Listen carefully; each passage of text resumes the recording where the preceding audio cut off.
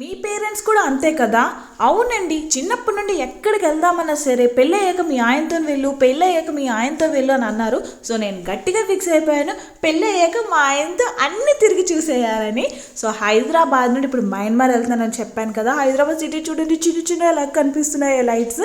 ఇది సింగపూర్. పైనుండి చూస్తే ఎంత బాగుందో లైట్స్తో. సింగపూర్లో ల్యాండ్ అయ్యి మేము యాంగాన్కి ఫ్లైట్ ఎక్కేసాము. చాలా పెద్దది, చాలా బాగుంటుందని విన్నాను, కానీ నేను చూడడానికి టైం సరిపోలేదు. మీరు ఎప్పుడైనా వెళ్తే మీరు కవర్ చేసేయండి. ఆ ఫ్లైట్ స్టార్ట్ అయ్యే ముందు ఈ ఫ్లైట్లు అనేవి వెళ్తున్నాయి అనమాట. నాకు చూడడానికి చాలా బాగా అనిపించింది. పైన మేఘాలు, చిన్న వర్షం పడుతుంది, ఆ వ్యూలో బాగుందనమాట. అందుకని మీకోసం వీడియో తీసి చూపిస్తున్నాను. ఫస్ట్ టైం ఫ్లైట్ ఎక్కుతున్నాను, అందుకని ఎంత ఎక్సైట్ అవుతున్నాను. కామన్గా వెళ్ళే వాళ్ళకి ఇదేం పెద్ద వింత అనిపించకపోవచ్చు. సో వీడియో స్వైప్ చేసేయండి. ఎప్పుడైనా ఫ్లైట్ ఎక్కి ఇలాంటి మేఘాలు, ఈ వ్యూ చూడని వాళ్ళు ఎవరైనా ఉంటే వీడియోని కంటిన్యూ చేయండి. మంచి మంచి వ్యూస్ ఖచ్చితంగా ఉన్నాయి ఇందులోన.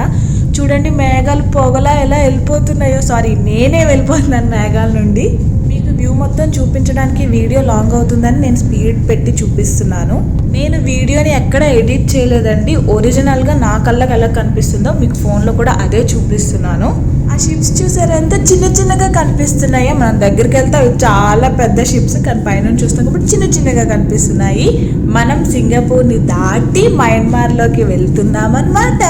సూర్యుడు కూడా చందమామలా కనిపిస్తుందండి. వెళ్తుంది, దాక్కుంటుంది, మళ్ళీ బయటకు వస్తుంది. ఈ మేఘాలు చూసారా, ఇవి నిజంగా రియల్గా ఇలానే ఉన్నాయండి. నా కళ్ళకు కూడా ఇదే కలర్, అదే టెక్స్చర్ లాగా కనిపించాయి నాకు. ఓకే, నేను యాంగాన్లో దిగిపోతున్నాను. Bye bye.